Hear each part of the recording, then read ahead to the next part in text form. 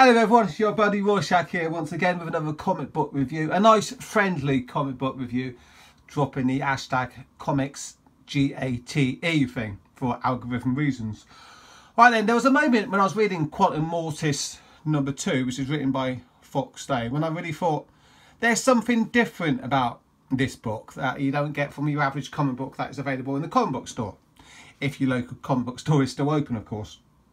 And that difference came to me like a flash of revelation from God himself. Sorry, I don't want to blaspheme. I might be getting a little bit religious in the old age. Anyway, then the revelation was, so this is what an intelligent writer sounds like. This is someone who's smarter than me. The man writing this book has got a higher IQ than my own, you know, middling level. And I don't get that sense when I read contemporary comic books. When I read a Marvel comic book or a DC comic book, I don't feel like I'm getting wisdom. I don't feel like I'm getting a source of information that is beyond what I already know. And I'll tell you when the moment was when this happened. During my reading experience of this detective comic book. It was this... Now I'll go back to the beginning. I just want to show you the moment when I realised that this one is a little bit different. This panel here, if I can actually do the expandy thing on my camera, this bit here, right, a crisis of hegemony or general crisis of the state is a crisis of authority. These kinds of crises represent the moment at which a genuine revolutionary assault on the old order can occur.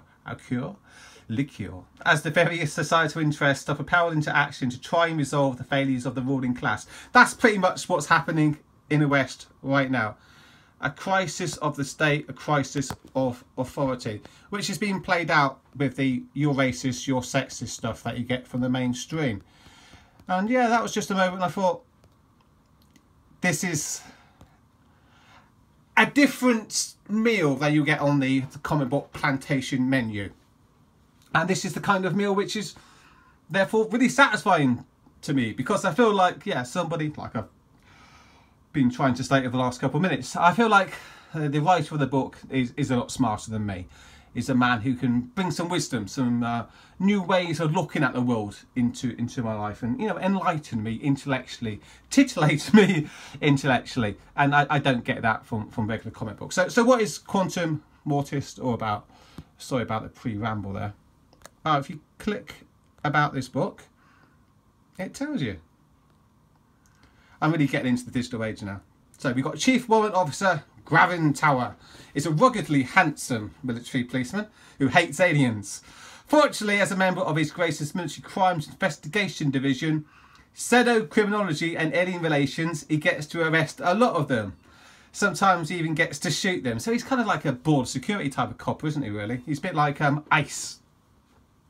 Chief Tower and Detector Darian Hildreth of the Trans Paradise Police Department are investigating the murder of the Crown Prince of Morchad on the shadowy streets of Trans Paradise City. But the alien government in exile is less than entirely helpful. The Royal House of Morchad appeared to be considerably more interested in seeking revenge and seeking justice done. But there is no way that Tower, or MCIED, is going to let any vengeful Xenos start another war in their house. So no civil wars allowed, not in his backyard. Sounds pretty serious, doesn't it? But it's really quite... It's got a combination. It's got a light side and a more serious political side. And we begin with the light side here, because our ruggedly handsome detective has got a... what does he call it? An augment, right? And the augment is called Baby. And the baby is quite a character. The baby is talking to him in his head about death. Are you afraid of death, Tower? Should I be afraid of death too? And they got some witty interplay, if that's the right word, between the two of them here, where he's talking to this artificial intelligence augment who's worrying about life after death.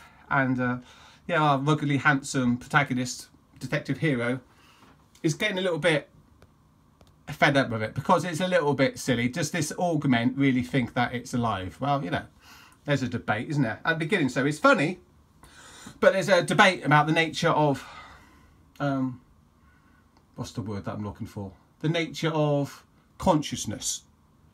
So intelligent and funny. Not something that often comes across when you see Fox Day doing his thing on his dark stream. It can come across as a bit of a dictatorial type of personality, you know. He's all about, this is my platform, if you piss me off I'm going to ban you forever, you know. I'm going to throw you into the abyss of non-communication, the abyss of you've upset the ruler does no longer want you in his presence kind of thing. So yeah, the humour of Fox Day really comes across better in this comic book strip than it does when you see him in person on the dark stream. So yeah, after having a chat then with his augment about the nature of consciousness, he has a chat with his boss here about the crime that he's investigating. And this is big brain stuff. Two intelligent people talking to each other, and it's just so refreshing to have an intelligent conversation happening in the pages of a comic book. So we know what the boss wants, we know what the detective wants, and a part of what the detective wants, and his augment is teasing him about it, is this young lady here on the left. She's also a detective as well, and they're flirting in a manner that you don't really get in comic books nowadays. See, she's doing the twirling of the hair thing, which is a sign that the girl's interested. Whoa! A girl interested in a man in a comic book today. Who would have thought it? And look at that. Look at his face as he realises, wow, this girl's interested in me. That this might be going somewhere after the meal, which he's just arranged with her. And he gets bumped back into reality as he has to do a little bit of work. And his work then involves talking to this queen lady.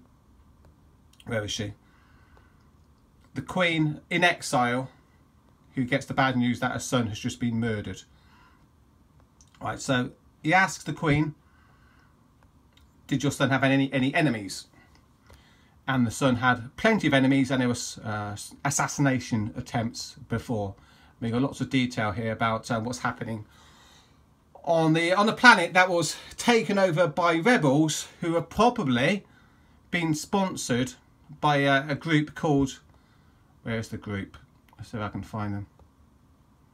The Unity. Who on Earth, on planet Earth today, could the Unity possibly be a reference to? They are people who worked as a team, and it appears that their agenda is to enable dissidents, enable terrorists maybe, to mess with sovereign nations. A lot can be said about that, can't it? Look what the American US, foreign policy has been for, the last decade or so. Is there a unity behind American foreign policy? Call it the deep state, if you like. Call it the globalist agenda, if you like. But yeah, there's somebody definitely meddling behind the scenes and fomenting wars in foreign lands. So this is very resonant, this book, although it's set in this strange fictional universe, very resonant about what's happening to our society today. And this here, the information that you're seeing here is about the previous assassination attempts. Without doing too many spoilers, because I want you to read this book, because it's different. It's, like I said before, it's not on the menu.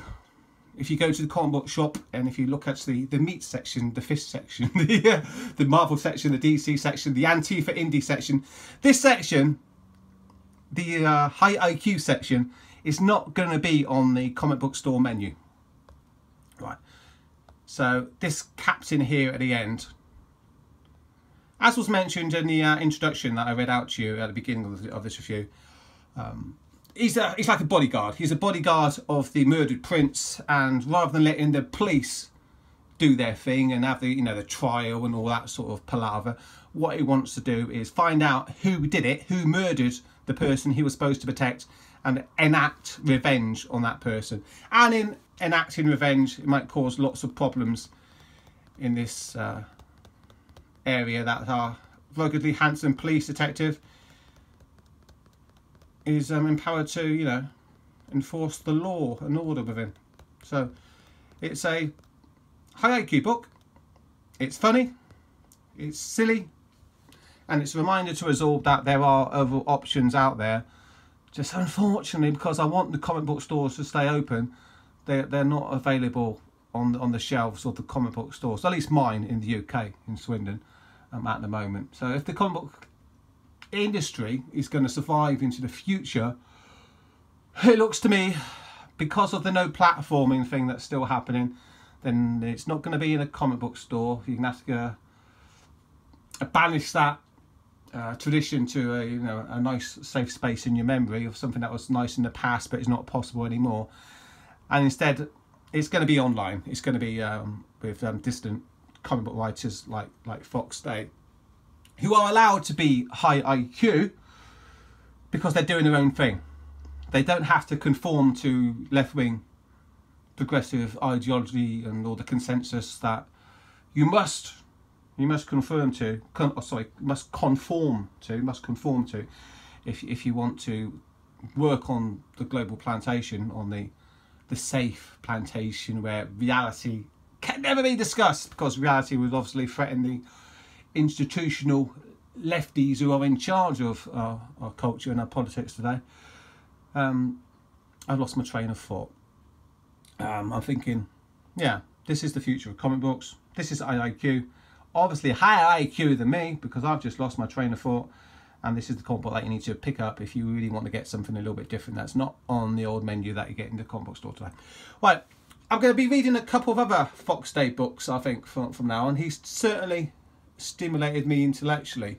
And one of the reasons why I lost my train of thought there is because I'm looking at my computer screen. Not this one, the one on the right. And the other morsels that he's got on offer on his particular menu. I'm looking at Jordanetics, A Journey into the Minds of Humanity's Greatest Thinker. I certainly want to read that. Oh, we got a foreword by Milo Wyward. You can't even say his name on YouTube. Now, I'll tell you what, right?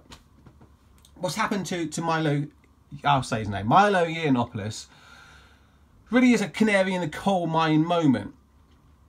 Because this guy he's gotten completely deleted off the entire internet, really. His entire career has been completely and utterly destroyed. And one of my videos on Milo got put on the Ultimate Naughty Plantation, the Naughty Step Plantation, on YouTube in limited state, so nobody could see it. So I just went back to the video, which was about a year and a half old. I forget what I was talking about, but Milo Yiannopoulos was the name, you know, in the title of the video, and I just deleted the video. And that's, I don't know if that was the right thing to do, because that's what they want to do to Milo Yiannopoulos. They just want to delete him off the internet completely. And it's amazing that the West has declined to such a state that there are people like Milo, who is not a personal favourite of mine. He was a very entertaining, another high IQ guy, but you know, he's a little bit too degenerate for my taste. It's amazing that he can be, you know, completely deleted off of the internet because he's not going along with the acceptable mainstream lies of the leftist cabal who, you know, run everything today. And yeah, maybe it's a situation of target the high IQ people, because the high IQ people will get the lower IQ people like myself to think more about these deeper issues that the lefties in charge don't want you to think about. So yeah, I'll be checking out Jordanetics, might do a review here on my channel, and Gun Ghoul as well. I've heard people talking about that, but I haven't actually read the book. So there's Gun Ghoul #1 I'm looking at right now. And also A Throne of Bones, which I guess is some sort of piss take of the Game of Thrones, which I don't like because it's, again, a little bit too degenerate for my taste. But there's a Quantum Mortis issue #3 out as well, and I definitely want to read and review that book. There's also an Alt Hero #5 out. I don't think it's available digitally though. I think I'm going to have to purchase that physical book, which is a bit of a disappointment because I'm really getting into this digital stuff now.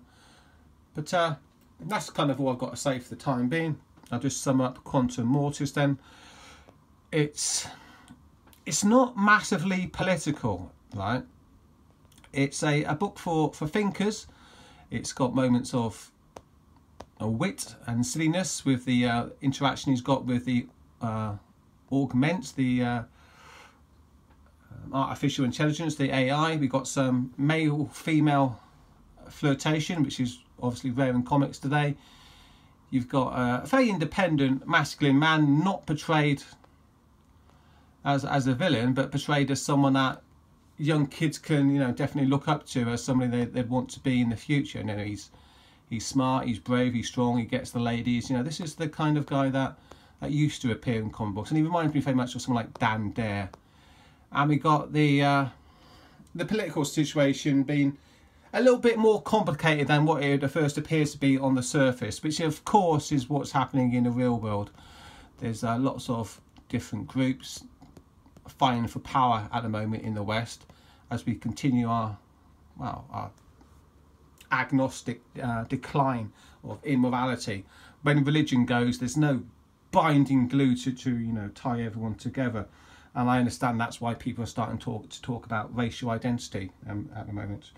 But to sum things up then, this is a high IQ detective book. I enjoyed it very much indeed, and I'll be reading issue number 3 now. Yeah, after I finish this video, and I might do a review of issue 3, maybe the same time next week, which is, yeah, coming up to Christmas time, isn't it? Ooh, things to look forward to. The Remnants of the West. There's still, see the candle there? It's still burning just a little bit. It's running out of wax though. The West continues to decline. Not much long left. Hey, I think I've said all I want to say. Thanks for checking out the video review. Please like and subscribe to the channel if you'd be so kind. Check out Quantum Mortis on Amazon Kindle Unlimited. It's, I think, about $7.99 a month. More than worth it, because you get lots of Fox Day related stuff. And I'm actually reading a book about wrestling at the moment, because I like to mix up my reading. A book called Crazy Like a Fox, the definitive chronicle of Brian Pillman. I was a big Brian Pillman fan. 20 Years Later by Liam O'Rourke. So lots of stuff on Kindle Unlimited to read, and this book here is just one of them. So that's it. Thanks for checking me out. Take care everyone, and I'll be back as always later. See you guys.